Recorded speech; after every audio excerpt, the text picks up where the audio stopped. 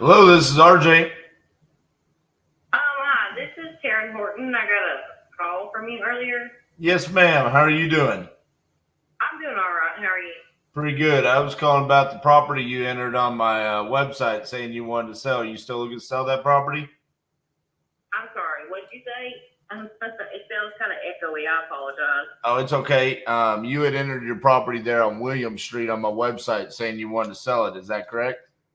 Yes. Awesome. How much you looking to get for that property? About 140 if possible.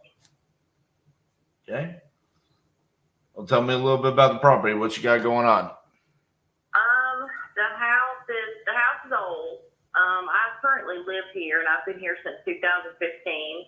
I own it. And my husband passed away in 2021, and so I just don't want to live here anymore. The house is sitting at almost an acre. It's right in the middle of town. The house has got 4 bedrooms in it, but the people who owned it before me built onto it, and the layout's really weird. So it's just really just a fixer-upper house, honestly, and I just don't want to fix it upper. I got you. All right. I mean, it's in a good spot. It's close to the school. It's close to everything. Well, let's see what we can do. What Okay. what needs to be fixed up on it? I do know it needs electrical work and plumbing work. It probably needs new flooring in a few places. I know a couple of the rooms have hardwood. I don't know about the foundation. I do know that the carport driveway is cracked, so I don't know if that has to do with the foundation or not. It has central heat and air, but it's gas. So a couple of years ago, I had it checked, and it doesn't work. So we have window units.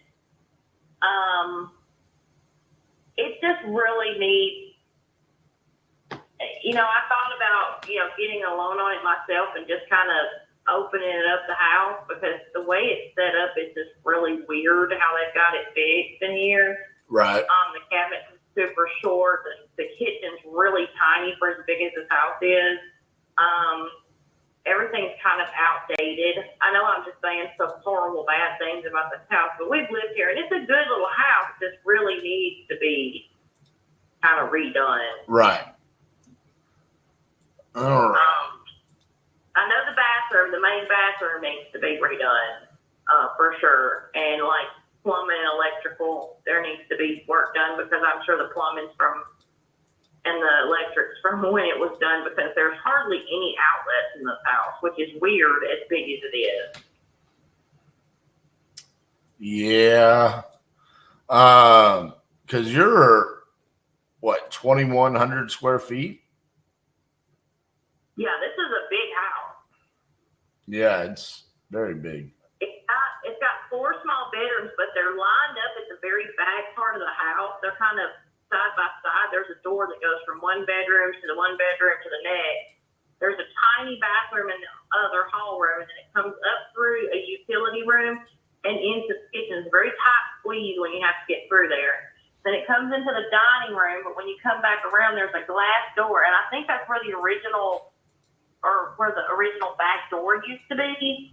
Where I'm sitting in the living room, I think that glass door is where the back door used to be, because they built this onto a carport and the living room, and I think the extra bedroom and bathroom they built onto it. Mm-hmm.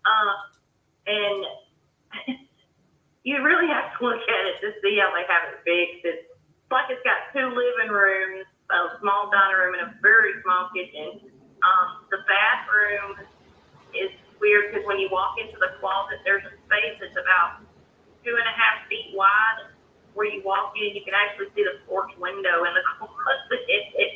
I don't know who had gone to the house, but they really just kind of threw it on here. Like I said, it's not a bad house. I've been living here since 2015, and it's not a bad house, but it's too much house. And I just live here by myself.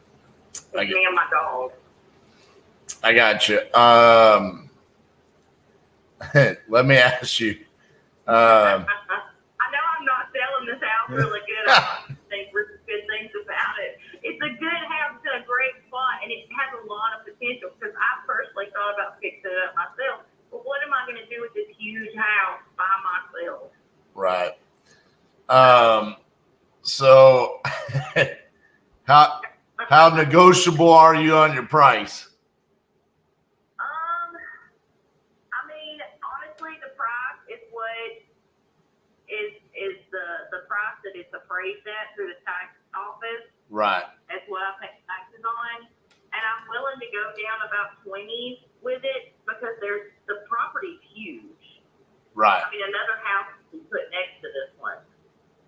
So the properties, I live on, I have the biggest yard around this whole couple of blocks because I can put another house next to me. I thought about selling the lot next to it and then using that to fix up this house, but I would rather just get rid of the whole thing. So you got that lot next to it? Yes, I do. Because I have the lot that the house is sitting on and the lot next to it. I see. It's my property. Why are you chewing on that? Cannot. So the good news is that I got to look it up real quick, but that vacant lot next to you could potentially help a little bit. Yeah. Let's see what we think that's worth. Okay. Does it actually have an address? No, I don't think so. It doesn't have like a pole on it or anything. It's all the same. It's all on the same thing. When I got the papers from my lawyer, they sent me I can tell you what it is. Hold on just a second. I don't know what it means because I've never had a house that was mine. Because I just literally just got the house. It says, you may understand what this means, okay? Mm-hmm. It says PT of lots 5 and 6. Yeah, I got that. That's the legal description. Okay, and then it's got the footage I guess from the William Street around Elrod Avenue. Mm-hmm. But I can do an aerial picture of it, how big it is. I don't know exactly how big it is, but I know it's close to an acre. It's pretty close, maybe not quite. So it's the mow, I can tell you that. So here's I have to have this conversation fairly frequently. So about the tax appraised value. Yeah. So here's the problem with the tax appraised values. What they do, they essentially just drive around and say, "Hey, that's a big house. They should pay us taxes on 140 grand." Yeah, I know that. I know that it's not technically probably worth all that much. Because the problem is they don't know about your electrical. They don't know about the plumbing. They don't know about anything, you know? No. Same thing with Zillow. You know, that's the more common one I get. Well, Zillow told me my house is worth $200,000. I'm like, well, I bet it did.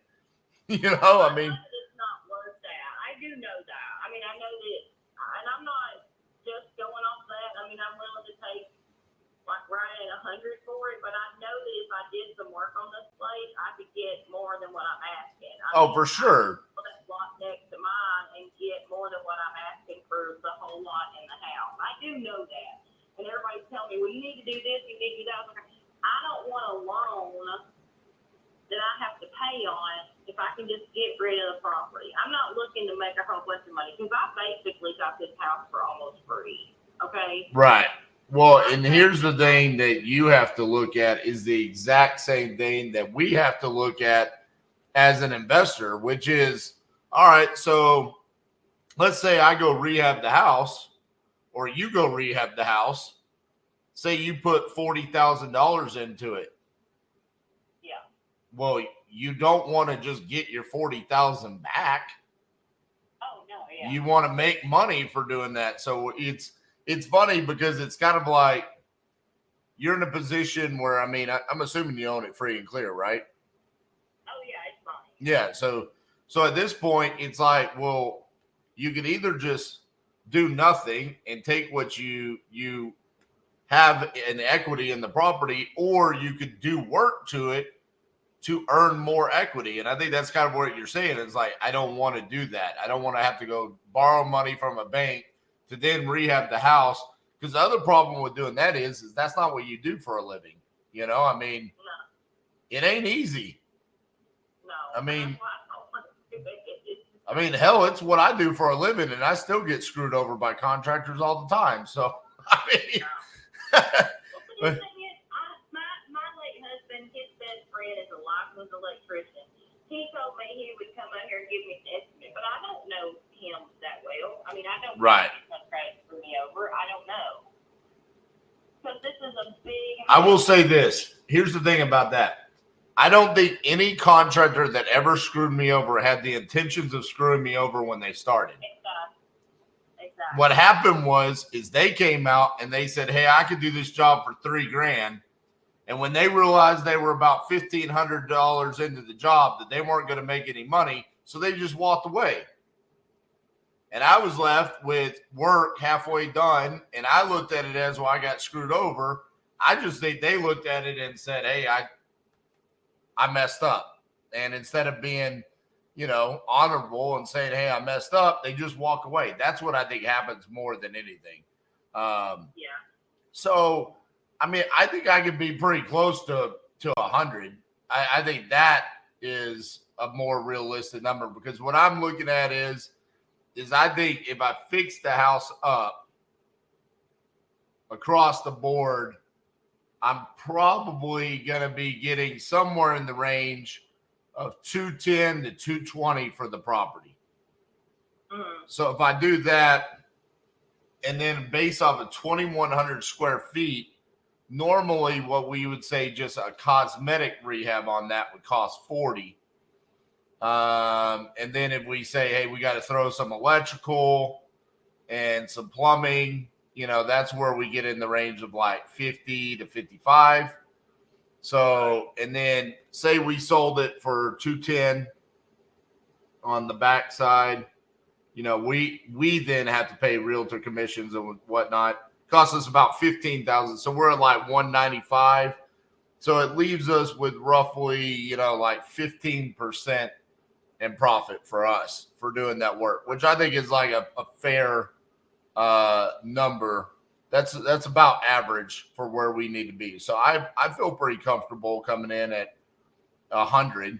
I know that's less than what you wanted, but I also just think that's probably where the majority of investors are going to want to be. And I just based off what you're telling me. I can't sit here and tell y'all, I put my life into this house, blah, blah, blah. Yes, I live with my husband in this house. He passed away. I miss him. Yes, we've done some little things to this house, but I've been here less than 10 years, and, I got the house under adverse possession because I didn't want to lose this place after being here for so long. So when my husband passed away, I got a lawyer and tried to find the lady who let us live here, because she let us live here rent-free, and we just paid the taxes on the property. Well, the tax law in Alabama now is not 7 years anymore. It's like 18 years or something. I don't know what it is. I know somebody told me years ago what it was, how long you have to pay taxes on a property. It's to order or some kind of homestead. I don't know. It's a bunch of stuff, and I don't really get into it. But all I know is that I'm not looking, because I haven't put $50,000 into this place to get $200,000 out of this property. You know what I'm saying? Right. Is the person that you got the property from Frankie Renfro? Yes, and she has passed away. And I got the letter from my lawyer. Oh, when was it? Because I've been in court with it and next month will be 2 years. and I just got the lawyer or the judge to sign the motion for default, and I'm getting my, all I've got to do is go up there and get the deed. Gotcha. Yeah, because what I'm looking at is like when I look it up, it says Frankie Renfro is the owner. So yeah, you need to do that so then you can sell it, right? It hasn't even been that long. She called me. I think it was last week, but she said it's mine. I just have to go up there and get the deed. They'll sign it over to me. So basically, it's mine. I'm not looking to sell today. I got stuff in this house that I got to get rid of, things like that. It's going to take me a few weeks. I don't want to be here for another 6 months. You know what I'm saying? I'm not looking to stay here for much longer. So let me ask you that. I mean, so for us, with just a normal title situation, it takes about 30 days for us to close. What is your ideal timeline? I'm looking at about maybe 60 days, maybe 90 days. I don't really know if I want it to be that long to be here. I really just want to get it out from under me. I'm going to be staying at my sister's because she has a piece of property next to her house, and I'm going to be putting one of those little small houses on because it's just me and my 3 dogs. That's all that's here. Right. I got a bunch of crap in this house that I need to get rid of, but my son stays here, but he's moving out. He's almost 19. He's moving out, and there's nothing here for me, and so basically, when she told me that the house is mine, they're just writing a letter, and I know that's probably going to take maybe a week or two for her to get the letter to me, but as of the court papers that she sent me the other day, they may not have changed it over in the system yet, but it's mine. Right. Because it hasn't been that, but like a week since she told me, and I just want to get an idea of what I might get, and my sister said that I might be able to get 1 or 115 out of it, since that it's really, even though it's in a good spot, it's really not. You know what I mean? I know I'm saying I'm just kind of babbling around. I apologize. No, I got you. I'm tracking. I don't know much about real estate, but what I've learned over just a few things, I knew that I wasn't going to get the tax amount, but that's where I'm starting at. You know what I mean? Right. I got to start. So I had one other guy that I talked to about a month ago when we finally got the process into court that they were going to sign the motion for default and get it over with. I was supposed to go to court on the 21st, but Judge Abel is the one in Marshall County that I know. He's the one that did my husband's workman's comp, and because you have to go through court to do workman's comp because he was killed at work, and so he knew who I was. He'd been dealing with me for over a year, and when he saw the papers, because I was supposed to have the papers signed in October, and they just kind of pussyfooted around until I emailed them every day until they got it done. Because I know it wasn't like a huge priority for them, but it was a priority for me. Right. To get it done and get it over with. So I know that whatever I get out of this property, I didn't pay rent for 10 years here. I just paid the taxes. And I haven't put a whole bunch of money, so I'm not looking to get, $200,000 out of this place, and I know that. But I would love for somebody to come in and fix it up and make it beautiful, and somebody to have a wonderful home out here. But this isn't my home anymore. I completely understand. So here's what I can do. I can make it a pretty easy transaction for you. I can give you the $100,000 for the house. I can close on your time frame. So if that's 30 days or 60 or 90, whatever it is that you want, we can make that. We can accommodate that time frame. And then in the meantime, while we're waiting on that, I could go ahead and do everything that I need to do, which is, we need to come in and do inspections. on our side just to prepare for the rehab that we're going to do. And then also open up title because you got to get that paper. I'm sure title's going to pull a title commitment. Then they're going to come back and say, well, who's Frankie? And then you're going to have to present that paper and then, okay, get that cleared for the closing. So that'll probably take a little bit of time. So I think even if we said, yeah, let's do this today, it probably we wouldn't be able to close until about 45 days anyways. Yeah, because see, I knew it wasn't. That's why I went ahead and I just wanted to get an idea. And so that's why when I saw your thing pop up on, I don't remember what I was doing. I think it might have been YouTube or something. Yeah, it was YouTube. And I saw it pop up. I was like, yeah, let me check this out and see. And just see what happens. Because, you know, I know that the house is fine. I'm confident. I'm not worried about it still being in court or anything like that. I know her name's still on it. But I do know that it's mine, and I just have to. Yeah, the attorney said that. I mean, it's good. It's just about, at this point, getting that document over to the title company and then them saying, yep, okay, we're good. We see this piece of paper. We acknowledge it. They have to send it to their title plant. And it just takes time. You know, I mean, that's all it is. But once the time passes and it gets in the hands of the right person, you know, and then they say, yep, all right, you're clear to close. Because it's all about them giving us title insurance. Exactly. So that's all it is. Well, what do you think about my offer? And then is that something that you want to entertain? I'm very interested. I really am. I mean, because there's not a lot of people who are going to turn down $100,000 for something that they've maybe put $10,000 in. You know what I'm saying? Right. So really, I've just paid the taxes and the utilities on this house since I've lived here. And, you know, we have done a couple of little small things, but nothing serious. And I don't want to sell something to somebody they're going to have to put $60,000 in and get nothing out of. You know what I mean? Right. And I know that y'all are smarter than I am, but I'm not an idiot.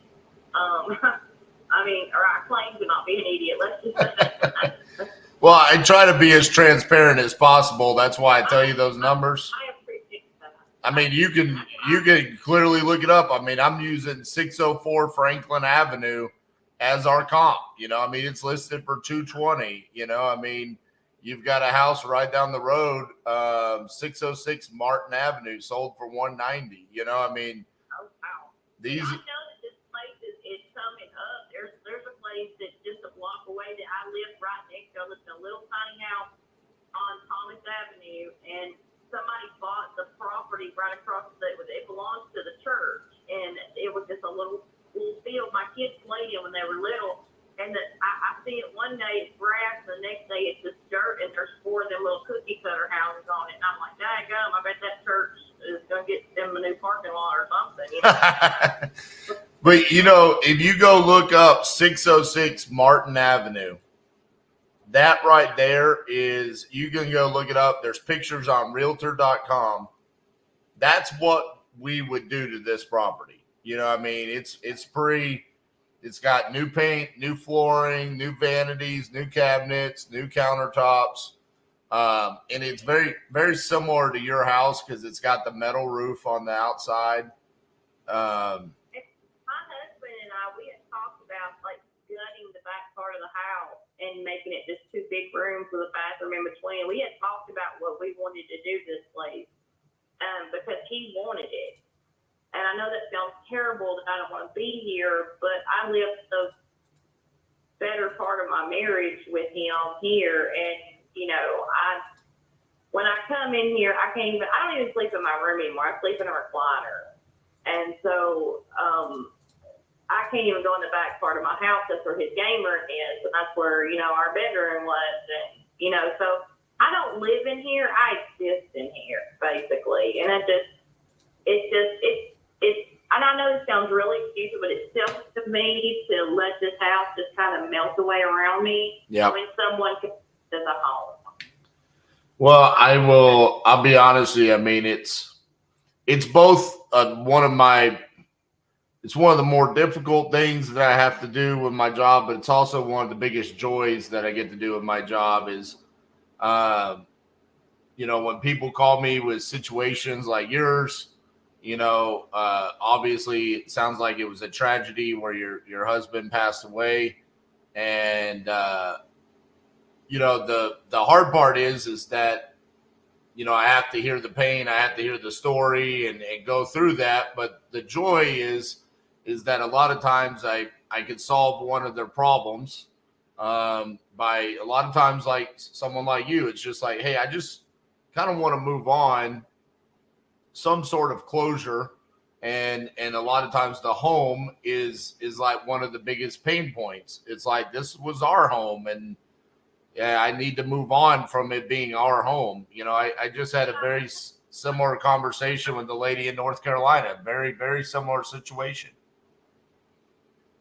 Well, see, this wasn't ever really our home. And I was so excited when she finally told me that it was mine. But then I just got sad thinking, he wasn't here to enjoy it.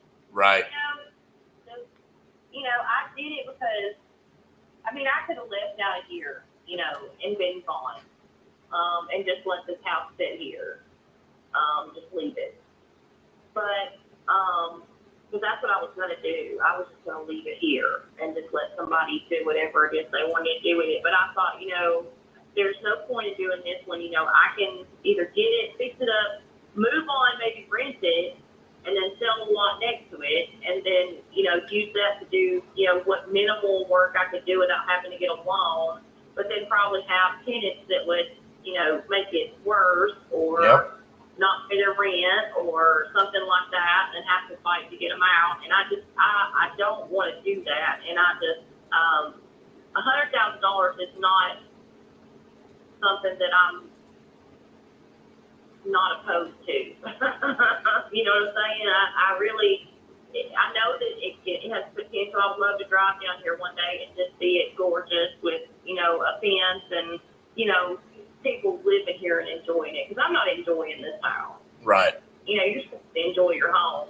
Even if sad things happen, you're supposed to enjoy being here and living in your home. I don't. So, I'm honestly not, I like your offer, honestly, and I wanted to find out what was going on, but if you is there any way I can call you tomorrow? I'm actually in the process of trying to get this bedroom fixed because my nephew's going to stay with me until, of course, we move out. I got to get this bedroom fixed up for him. He's going through recovery, and so just until whenever, because I told my sister that, we might be out of here in a couple months. And so let me call you back tomorrow and find out what all they're doing. Okay. And then I'll let you know. So I won't leave you hanging, I promise. Because I'm ready to get this process started. Well, what about this? Because I know that this is also typically a sticking point for some people, and so just kind of expedite the process a little bit. What are your thoughts about me going ahead and sending you over a contract so you can see it, and then you can look that over, so that way you actually see what our offer really is, and I could just put on there like on or before like 90 days.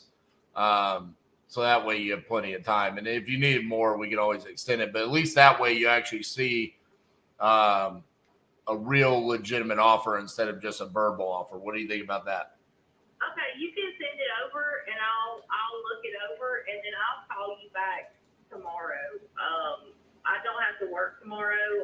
My sister has a couple of appointments, and like I said, my nephew's coming over here to stay until, this is all over with. And I have a friend coming over here to get rid of us. I have to have somebody to go in there and get a lot of my husband's things. I don't know. You probably didn't even hear. There was a mass shooting at my husband's job. One of the coworkers came in, and it's been real rough for a lot of people because it's a small place. And so my husband was unfortunately one of the people who was shot and killed at his job. And oh my God. And so, I say it with ease right now, but it's really been really hard. So a lot of his stuff is still here. people have sent stuff over because he loves Minky blankets. So I have like 100 Minky blankets that I have to like sell because there's no way I need 100 blankets, and they're like $200 blankets. So there's a lot of stuff that I need to do in this house that I can't do myself. I literally live in my front room, like no joke. I go in the back room to take a shower and go to the restroom, and that's all I do. Because my husband lives in the other side of the house with his game and where he slept. And so that's my main issue is just somebody coming in and helping me get everything done in the house, because my stuff I can throw in the trash. His stuff I don't know what I can do with. But just send that over. I know I'm rambling. I apologize. I have ADHD really bad. I'm sorry. I mean, once you told me what happened to your husband, I that threw me for a loop. So. Well, the thing is I didn't know what happened. It was just some guy that worked there. He was there about 10 years, and they were all on break, and nobody knows why he did. And he went out to his car like some people do, go out to their car with his all fenced in with a guard shack. He worked there. He was there at work. He came in and just started shooting people. I mean, and unfortunately, for a lot of the employees, there was over 100 people there. They were in the opposite side of the plant. Unfortunately, there wasn't a lot of people on that side, so there wasn't a lot of people that could get to them to help them. Jeez. So he was supposed to be there. So, I mean, I had a lot of people say I could sue the company, but they didn't do it. A lot of people had guns in their cars, my husband included. So it wasn't like, they should have had guns in their cars. I mean, there's hundreds of people that work there every shift. They can't, they should have had metal detectors. They were steel toe boots and carry tools with them. I mean, what are they going to do? And so everybody just kept coming at me for about a year, and it was really, really rough. I stayed in my house for about 9 months. I don't remember about 9 months after it happened. So I completed dog grooming school, and so I'm a dog groomer now, and so I'm doing something that I like and I enjoy. Right. But I'm kind of stuck in like this perpetual cycle of depression. When I leave home, completely normal. When I get home, I'm just a mess, and I stay in this recliner, and that's all I do. So, well, I have to tell you, I mean, it's I'm so sorry to hear this. I guess I looked up one of the articles here, and it's got a picture of you and him together, and I guess, is that a grandbaby that he was holding in one of these pictures? Yeah. Yeah. Well, I'm so sorry to hear that. And I lost my dad in 2012, not to something like this, but he literally was just walking in his house that I grew up in and slipped and fell and hit his head and never woke up. And it's like life is tragic that way. And so I've had to deal with my mom, very similar to your situation, where it was like everything was normal, and then one day he was just gone. And there was a time where she wanted to sell the house, but that was our childhood home, and she eventually she decided to keep it. But yeah, I mean, I totally get. It's funny you bring that up, the cycle. It's been 11 years since my dad passed away. It'll be 11 years in September. And I was going home 2 nights ago, and all of a sudden out of nowhere, I just started bawling my eyes out. I didn't know why, I did that last night because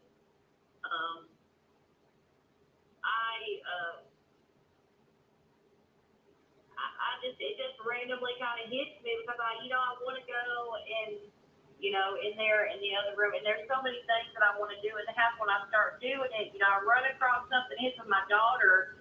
She's in college. She goes to Huntington University in Montgomery. Right. And I gave her my bedroom. I put my bed in storage.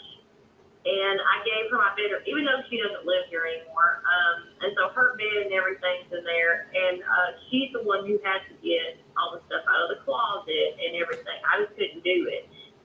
And that's going to be my biggest issue. And it's not because we spent like 30 years here. We were only together for 13 years. I mean, that's a long time. But, you know, he helped me raise my children. Right. And, you know, and so it just, I mean, I laid in an ottoman on a chase lounge by the side of my door for 3 weeks and told everybody they were lying to me because there's no way that, you know, this could have happened. Right. At least that's what they told me I did. I don't remember. I'm going to be sad because I know a lot of really good memories are here, but this house is just, it's literally going to fall apart around me because I don't live in here. I exist in here, and that's all I do. And so I'm just unhappy, and I know that when I'm not here, I function relatively normally. And when I'm here, it's like I can't function. And even if it was absolutely brand new on the inside, I don't know if it would be any better. So that's why I don't even want to attempt to try to fix it up because I'm afraid it's going to be too stressful for me to try to do that. All I want to do is get possession of it and sell it so I can have somewhere away from here.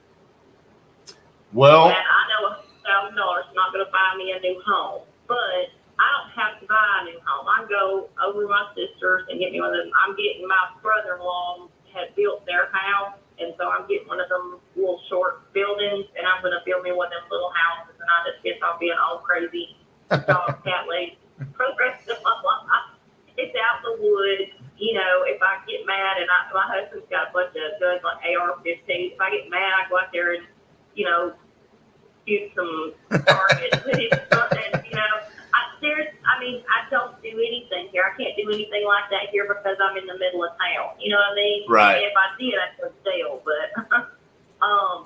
But this is a nice place. I mean, it just needs somebody to take care of it and love it and fix it. And, you know, it's got a huge yard and, you know, I want somebody to live here and be happy. And I'm just not happy. And that's what I want. And that's why I'm not trying to get a crap ton of money. Even if it was worth a crap ton of money, I think I would probably just take the bare minimum for it, which $100,000 is not nothing to turn your head at, turn your nose up at when you didn't pay for your house. You know what I'm saying? I do. Yeah, I paid attorney fees and I paid taxes, but it's a drop in the bucket compared to $100,000. And I'll tell you, Taryn, I mean, it's a fair offer. I do think there's probably people that would come in. There's probably someone out there that pay a little bit more. I think there's probably some people that might say, "Hey, you're crazy. You know, we need to be at 85 or 90,000." I think it's probably right in the middle range of where people would come in. But listen, at the end of the day, it's about more than that. It's about, like what you said, hey, is this going to be on your time frame? Is this going to be not a stressful transaction? I mean, these are some of the things that we really bring to the table. Try to make it easy. Funny, actually, a good example of this is a house we're buying today here in Texas. The wife answered the phone back in April, barely speaks English. And essentially, they needed to sell their house because they're moving to South America, which is where they're from. And her deal is we just want to close the day before we move to South America. That was the most important part for her is, hey, we want to live here, and then we want our money, and then we're getting on a plane and we're going to South America. And they didn't want a lot of people coming in and out. And so it's like we walked the house once. And then we're closing today, and they're getting on the plane tomorrow, and they're moving to South America. And that was the most important part for her. And to be honest with you, her house is beautiful, and we don't need to do anything to the house, and we're not going to do anything to the house. We're pretty much just going to turn around and relist the house without doing anything to it. But that was her need. you know. And then that's what I was saying earlier is like, hey, it's one of the biggest joys that I get from this profession is that I get to help people in situations by buying their real estate. And in your situation, you know, you've said it over and over and over again. Like, you're just not happy there.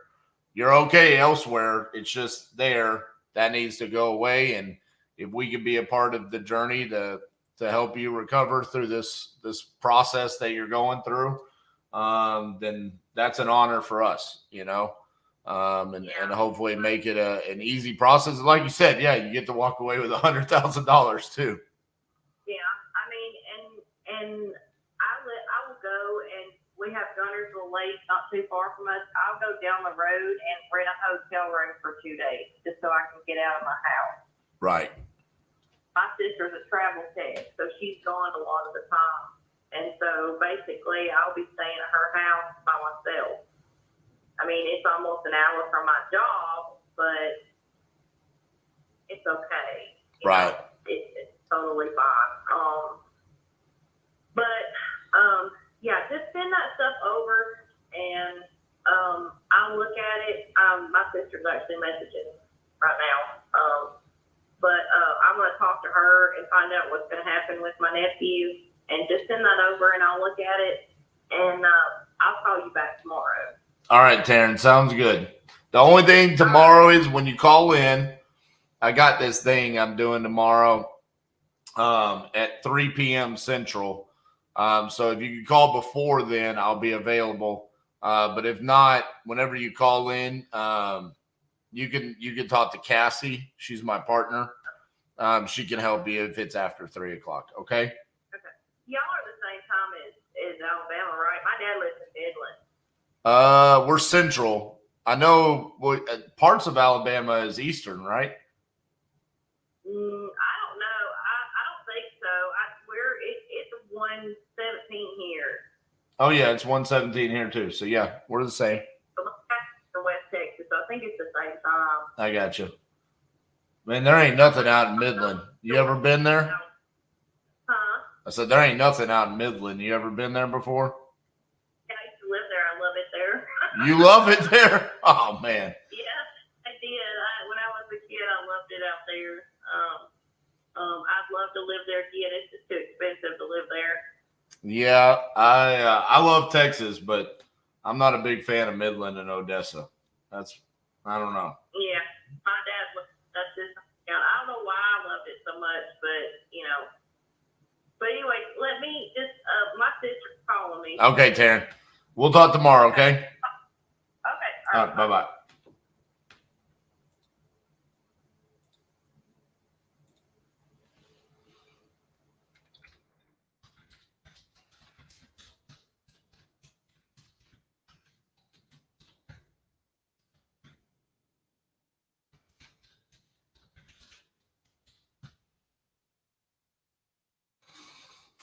Whoo, buddy, we've had some intense conversations.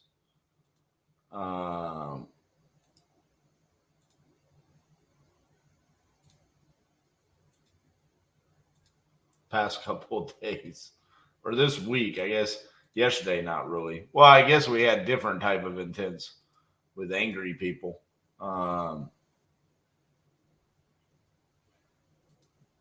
That was it's just heavy, I guess is the best way to put it. It's very tragic that we're in a world where